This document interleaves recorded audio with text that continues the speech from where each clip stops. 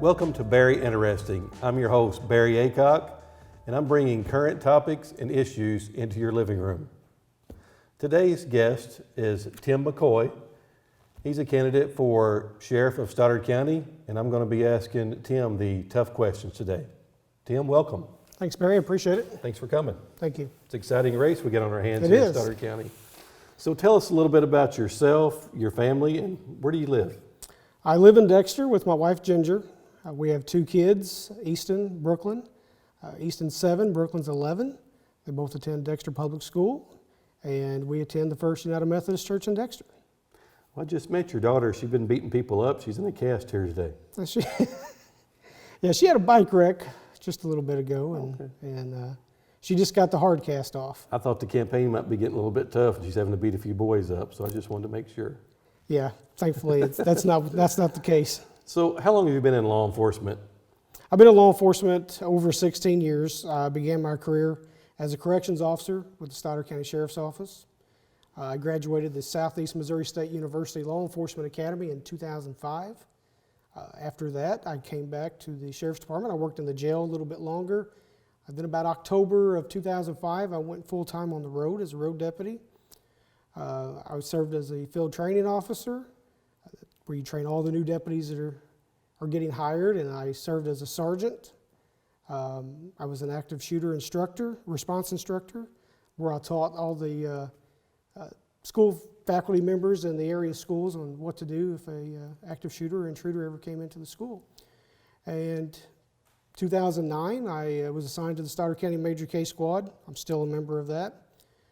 2014, Prosecutor Russ Oliver asked if I would come over to the prosecutor's office and serve as his investigator, and I took that, and I'm still doing that today. Sounds like you've got a lot of experience here in Stoddard County then. Were you born and raised here in Stoddard County? Born and raised in Stoddard County, yes. How has the job of police officer changed or evolved over the last 16 years of your law enforcement career? I mean, is the police officer training the same? How you handle prisoners the same? How's it evolved over the last 16 years? Law enforcement changed drastically around 2014 with the Michael Brown, Darren Wilson deal in St. Louis. That changed law enforcement forever. Now the training is different. There's more training. It used to be law enforcement officers were required to get 48 hours of continuing education training every 3 years. Now the state requires 24 hours every year. There's more crisis intervention training that's available to law enforcement now, which is good. There's more de-escalation training that's available to law enforcement officers, and I think every law enforcement officer in the state should definitely take advantage of all that additional training that's available now. Well, we're in the backdrop of the George Floyd sad story there in Absolutely. Minnesota. Is there any type of training to handle those type of situations that police officers need to be doing better? We can never stop training. The deal that happened in Minnesota, I mean, everybody in the country saw that. There's no excuse for what happened. The officers were definitely in the wrong, and they've been charged. But that goes all back to training. In law enforcement academy, we were never once trained to put our knee on somebody's neck, especially when they're in handcuffs. There's no reason for that. So I think officers do need more training in crisis intervention, like I just mentioned, and dealing with a suspect that's not being compliant. I mean, there's other ways of handling that situation, and we have to focus more on dealing with folks that are on drugs, having a mental crisis issue. We have to focus more on that. That's a good point. You just made me think of a good question. There is a mental health crisis in the United States of America right now. Absolutely. And that puts police officers in harm's way. How do you deal with a mentally disabled person? And police officers are constantly having to deal with this problem. So is there training to deal with mental health patients or people? There is. I mean, and it goes back to the crisis intervention training. We need to be working, as law enforcement, we need to be working with the community. We need to be working with our mental health professionals, our hospital staff. We need to be working with all these people. They know how to handle that type of situation better than we do, unfortunately. Law enforcement, we're out here on the front lines. We should be just as trained as they are on how to handle somebody dealing with that. So if we all start working together and we're all on the same page, then we kind of bridge the gap that's there right now. Well, Tim, you know how difficult it is to unseat an incumbent. You're running against an incumbent. What makes you the better candidate for the job? What makes me the better candidate, Barry, is I've seen all these things for the past 16 years being a law enforcement that's broke. I know what they are, and I know how to fix them. And I'm ready to fix them. So how can you ensure that Stoddard County has 24-hour service? I mean, there's been a lot of debate on that in the past. It's really, really hard to supply 24-hour service, in my opinion. Maybe you disagree with that, but how can you ensure to the citizens of Stoddard County that you're going to give 24-hour service? It would be difficult if Stoddard County didn't already have the manpower to do it, but we do. Right now, the way it works in Stoddard County is if a deputy, the latest, and I've worked the road for many, many years in Stoddard County, so I know firsthand how this works. If there is a deputy that is on until 3 o'clock in the morning, that deputy goes home and the guy that comes on at 8 o'clock in the morning is now on call. So if you have an emergency at 3:30, 4:30, 5:30 in the morning, you call 911, that call is going to go to the Stoddard County Ambulance District in Dexter. Then, once they realize you live in rural Stoddard County, that call is going to be transferred to the Stoddard County Sheriff's Office, where again, you're going to have to say who you are, what your emergency is, where you live, and then they're going to have to look at the schedule and see what deputy is on call that night. Then they got to call that deputy and hope that he answers the phone, and if he doesn't, they got to go through the list and find somebody else. But once that deputy's reached, then they have to explain to him what and where the emergency is. And then he has to get up, get dressed. You know, just talking about this is taking a while. Think of how long it's actually taken in real life. Mm-hmm. You're getting dressed, you're getting ready, you get out to your car, you hope it's not wintertime and you have to scrape your windshield. And then you get in your car and then you ask again, you know, where it is and what's going on. And then if the deputy lives in Advance and your emergency's in Poe, that's a long drive. I don't care how fast you're driving. So look at all this time that's going by. So if we have a deputy on duty 24 hours a day, he can get that call directly from 911 and be heading there immediately. And how we do that is we have unnecessary desk jobs in the sheriff's office right now. Not saying the deputies are unnecessary, the jobs they're doing is unnecessary. They are working day shifts Monday through Friday. We have way too many people in the office right now as it is during the day. We need those guys back on the roads in rural Stoddard County, protecting the citizens. That's where the people need them. That's where I'm going to put them. So what you're saying is their skill sets are being wasted in the office? Absolutely. You need them out on the road. You have commissioned, trained deputies that are just sitting in the office, pushing papers, when they could be out on the road, patrolling rural Stoddard County at night. Well, Tim, if we wake up August 5th and you're the new sheriff, what does your deputies look like geography-wise? Are the deputies covering Stoddard County now? I'm probably the last house in Stoddard County, so it'd take a long time for a deputy to get to me. I'm almost Parma. So what would your administration look like as far as deputies? Well, you know, when a new sheriff takes over, you never know what it's going to look like the next day. In an ideal world, we would have a deputy living in every single town in Stoddard County. That way, if we do need an additional deputy to get here in this part of the county quicker, we can call that deputy and say, hey, until this deputy is able to get here, can you go out there?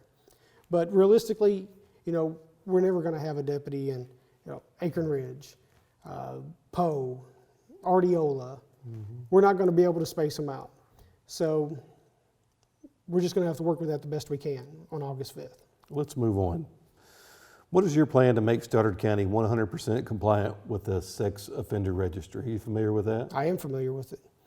You know, there was a lot of hoopla 2 or 3 years ago. The state auditor put out a report of the sheriff's office and saying they were non-compliant. Come to find out, I think prosecuting attorney Russ Oliver was in a little bit of battle with the state auditor, and come to find out Stoddard County was compliant. Is that correct? That is correct. The way we make sure they stay compliant is we check them on a regular basis. If they know that the sheriff's office is coming out on a regular basis, making sure they're where they're supposed to be, they're less likely to take off and move to the next town over, go stay with grandma for a while, go stay with the girlfriend or whatever. But the people in Stoddard County need to know if there's a sex offender living next door to them. They need to know that if this sex offender on his registry says he lives at this address, he's at that address and he's not over here by the park, by the school. So we have to make sure that we're getting out there and we are checking them on a regular basis, not just when we're in an election year and somebody that's running for sheriff brings this to the limelight and then we start doing it then. That's not how we do business. We can't do business that way. We have to do this on a regular basis to make sure they stay compliant.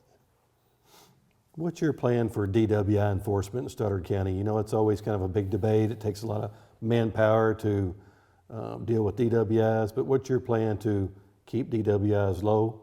And in general, what's your plan for DWIs? What we have to do, Barry, is right now in Stoddard County, and like I said, I've been in law enforcement in Stoddard County for 16 years. The Stoddard County Sheriff's Office has never worked DWIs. If you're working rural Stoddard County and you pull over somebody and you suspect them of driving under the influence of drugs or alcohol, you call the Highway Patrol. If you happen to make a traffic stop in the city limits of Dexter, Burney, Bloomfield, Advance, somewhere like that, you call the city officer.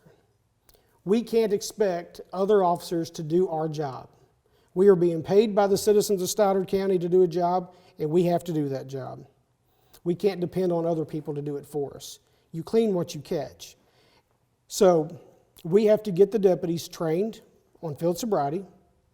We have to get the deputies trained to run the data master, which is the BAC. We have to get the deputies, right? They don't even have portable breath tests in their patrol cars. They're not trained to use them, so they don't have them. We have to get those. We have to give them the tools to do their job. It's not that the deputies don't want to do the DWI enforcement. They're not allowed to. So we have to take the restrictions off them and let them be law enforcement officers. Let them do what they're being paid to do. So now the initial stop's handed over to the state patrol or the local authorities. Right. The county doesn't really have that much to do with it except making the stop. Yeah, they make the stop. And they have to call, if they appear to be under the influence, they have to call somebody else. Now, if we're out in rural Stoddard County and a deputy makes a traffic stop on somebody they believe is under the influence of alcohol or drugs, and they call for the highway patrol, well, let's say that trooper's already working at DWI, because unfortunately the highway patrol doesn't have that many troopers, working at a time.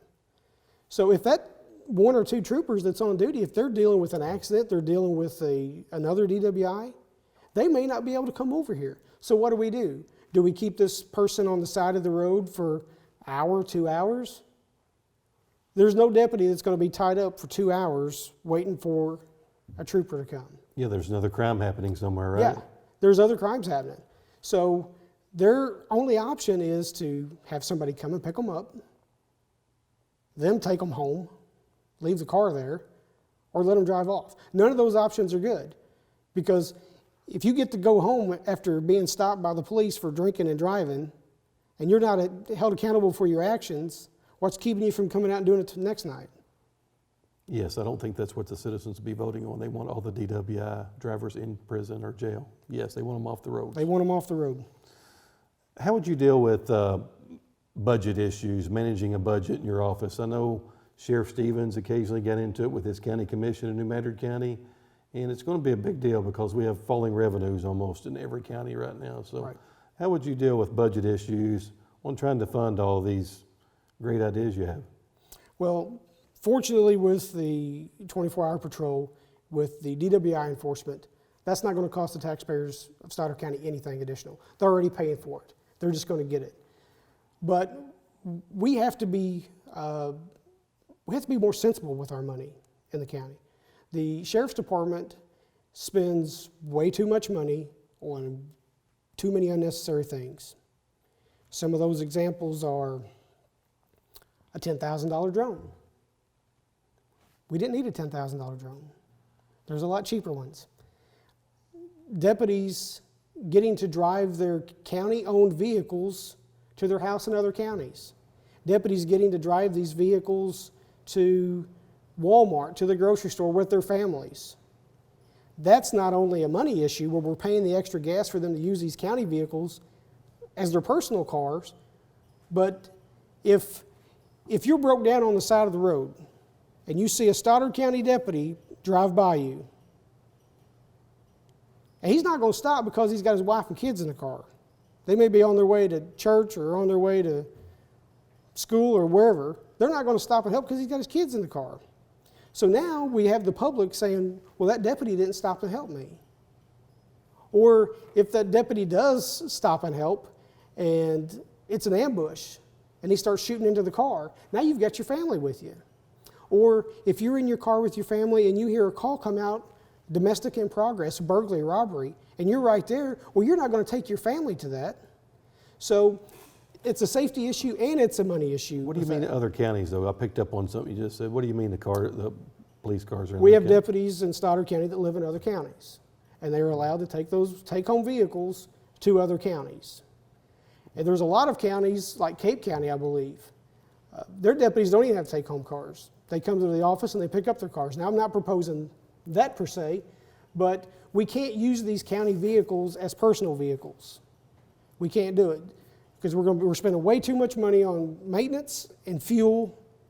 There's just so many things in the sheriff's office that we can start cutting to save money, and we have to start doing that on day one. Was it true or false? It's probably difficult to get high caliber deputies in these rural areas, so wouldn't it be common for deputies to live in maybe just barely across the county?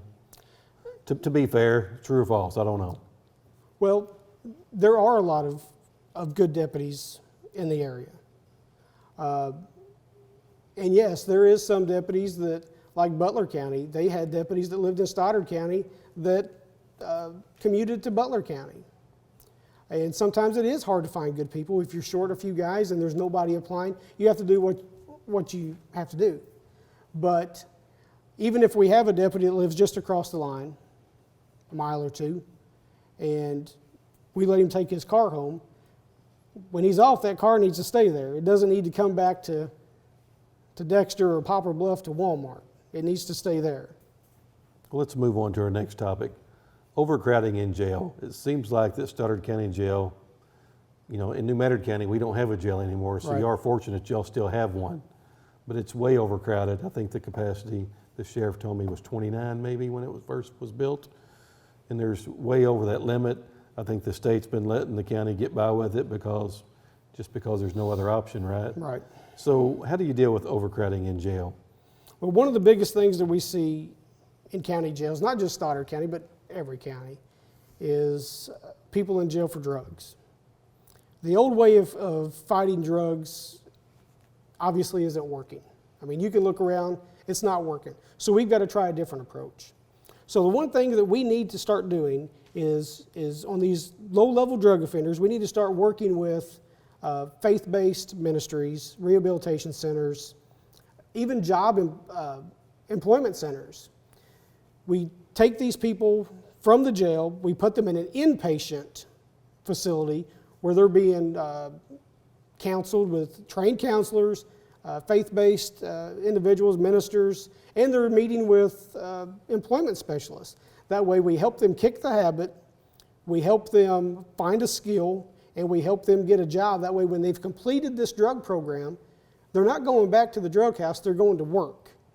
We've got to break that circle at some point, because if we don't, it's just going to they're going to go to jail, get out, go right back to jail, and it's never going to end, and the taxpayers suffer, the families suffer, everybody suffers. But if we can work together as a community with faith-based rehabilitation centers and churches and places like that, maybe we can break that cycle and we can start getting people off of the drugs, back to work. We can lower the jail population, and everybody wins. Will it work? I don't know, but we've got to try something because the old way's not working. Well, it sounds like you feel strongly about that. Absolutely. Stoddard County's been really good about working with John 3:16 Ministries, and Yes. I want to give them a little shout out because they have done a good job of rehabilitating citizens of Stoddard Yes, County. they have. Does Stoddard County have an opioid problem? I- And if so, what's your plan? You kind of went over it a little bit, but specifically the opioid problem, because the prosecutors told me many times That's the number one problem in Stoddard County right now. Because yes, it's legal it to is. some people are legally taking opioids and they get addicted to them. So it's Right. tough. It's tough to enforce. It is tough to enforce. And it's not just a problem in Stoddard County, it's a problem in the United States. Yes. So that's why we have to be working more with our drug task force officers who do a great job in Stoddard County, and they do a great job in Southeast Missouri. We work with our drug task force. We work with doctors. We work with healthcare professionals who might start seeing the onset of an addiction. We all got to work together as a community to stop this. One person's not going to stop this. I'm not going to be able to stop this myself. I'm not going to come out here and say that I can. We have to start looking for people who want to put an end to it, just like I do, just like you do. We all work together, we find a solution, and we bring it to an end. It sounds like you're depending a lot on the community in your campaign here. Is that true? Absolutely. We have to depend on the community. Every person that's in politics, that's the sheriff, anything, we have to work with the community. I mean, I serve the community. The community is the one that's going to elect me. We have to work together. We're all one team with one goal to have a safe and secure county. And we all have to work together to do that. We have to include them, and we want them to include us. What are some other issues in Stoddard County that's near and dear to your heart that we need to see a decrease in Stoddard County? We know we got the opioid problem. What other problems do we have in Stoddard County?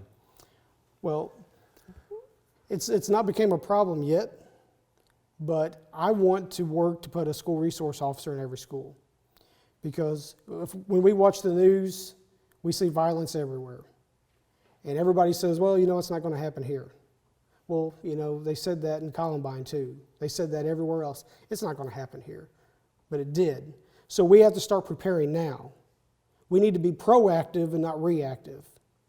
So what we need to start doing is working to put a school resource officer in every school in Stoddard County that doesn't have one. Dexter has done a great job. Dexter has 2 school resource officers in the city. But we have Richland. We have Bell City. They don't even have a police department. So if an active shooter or active intruder is at one of those schools, it's going to take a minute to get there because like Advance and Bernie, Puxico, they have an officer on duty during school hours. Those 2 rural schools don't. So what we need to do is start making that a priority before it becomes an issue. And one way we can do that is we have this new multi-million-dollar jail that's being built. It's going to house a lot of people. And once we start working with, like I said a while ago, the rehabilitation centers, we start lowering that number, we get a lot of those drug offenders out, then it's going to create even more space. So if we can start working with the federal government to house federal inmates in the Stoddard County Jail, and they pay us the minimum of something like $70. If we just house 11 inmates in the Stoddard County Jail, that's like $281,000 that the federal government pays us. And all we have to do, we have to take them to the court in Cape every once in a while, but for $281,000, I think we can make a trip to Cape if it's going to put an armed, trained deputy in the schools protecting our children. You know, like I said a while ago, I've been an active shooter response instructor since 2006. That's something that's very near and dear to my heart, and my main goal is to protect the children in Stoddard County, and we can't afford not to do something, and I think that is one of the best ways that we can start doing that. I think Richland pays for their own resource officers. Is that correct? They were paying some, yes.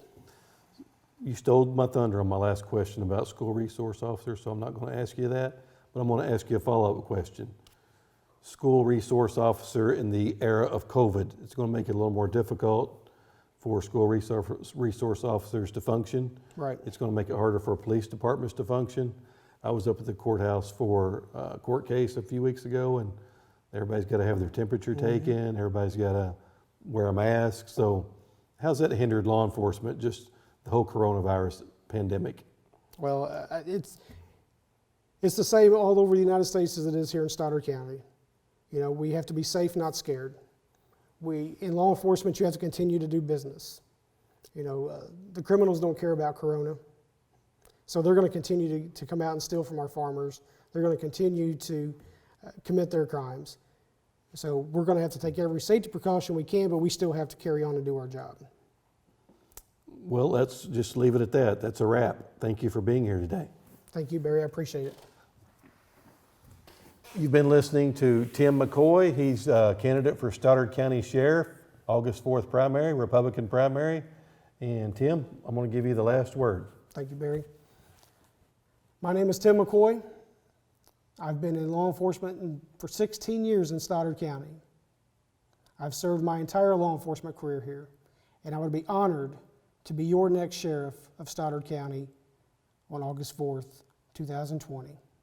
Thank you. Thank you. Thank you.